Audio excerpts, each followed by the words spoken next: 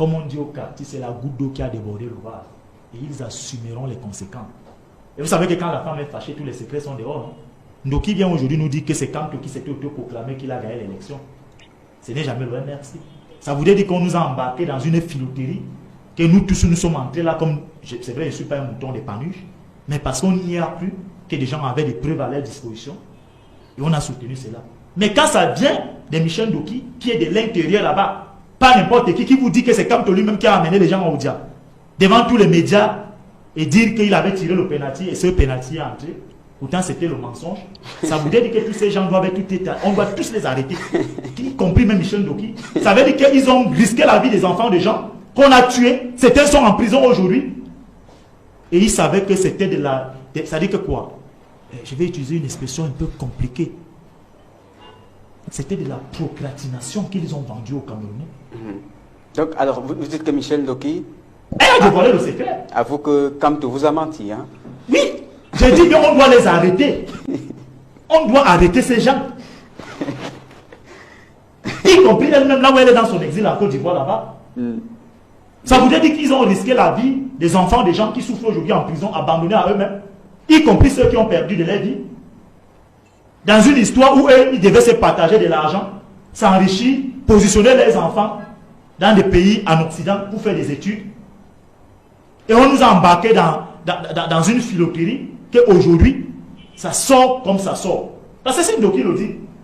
Qui suis-je pour dire que ce qu'elle dit là, c'est faux? Hein? Ils doivent répondre. Ça veut dire que c'est une conspiration que les gens ont organisée. Ils ont selfé sur l'émotion des Camerounais. Ça veut dire que les 2 ans que j'y ai passé en prison pour rien, quand ils doivent être dédommagés, le MSC doit être dédommagé. Ça peut vous faire rire, mais c'est très sérieux. Ouais. Parce que ce que cette femme a eu à dire dimanche, c'est très grave. Très très grave. Elle ne s'imagine pas c'est-à-dire que la délicatesse de ces propos, puisqu'elle dit que c'est Kamto qui s'est proclamé président, ce n'est jamais le MSC et qu'elle n'a aucune preuve. Il s'est autoproclamé président. Il s'est autoproclamé président sans aucune preuve. Selon Michel Ndoki, ce n'est pas le MSC qui avait dit que Kamto a gagné les élections. D'ailleurs, vous faites bien de le dire, cela a amené un bon nombre de Camerounais à l'appeler président élu. Au point où on croirait à un autre prénom de Maurice Kamto, président élu. Donc, elle a même dit qu'elle va même faire plusieurs d'autres déclarations comme ça. Ça voudrait dire que la justice camerounaise doit se mettre en bras et interpeller tous ces gens. Donc... Y compris Maurice Kamto? Mais puisqu'elle dit que c'est lui qui s'est autoproclamé, non? Hein, c'est pas ça? C'est elle qui dit ça, non? Puisque c'est lui qui avait dit, à Mondo Vision, qu'il a tiré le pénalty a entré. Est-ce qu'on n'allait pas créer une injustice si jamais Maurice Kamto est interpellé à la suite de cette révélation de Michel Ndoki? Mais Ndoki va apporter les preuves. Elle est avocate. Et vous savez que Sim Emmanuel, parce que je cite son nom, c'était mon conseil. Voici ce que Sim Emmanuel m'avait dit un jour, M. Paul Désibia.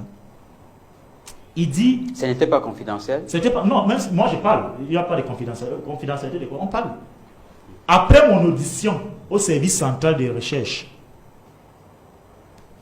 pendant 13 heures de temps que j'avais été auditionné,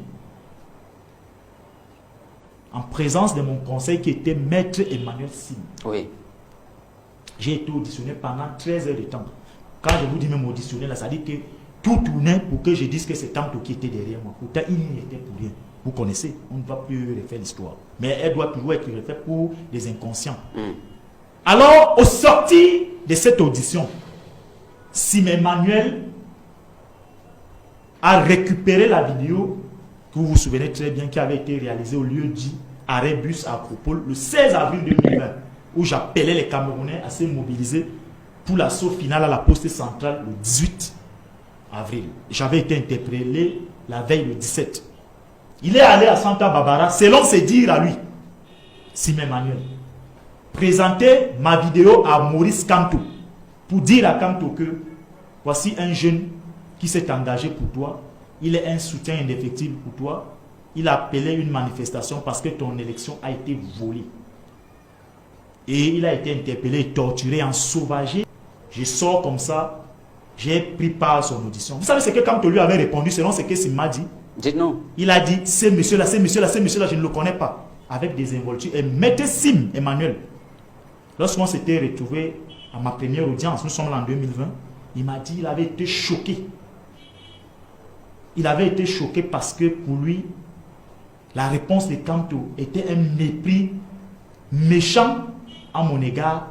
Et il avait déduit ça que parce que je m'appelle Ebala, je ne suis pas originaire de l'Ouest. Si j'avais été un Bamileke, il y aurait eu de la compassion.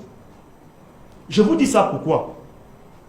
J'aurais pu être depuis, peut-être me radicaliser contre Kamto ou dire des choses sur lui. J'ai eu de la hauteur. Parce que alors cette confidence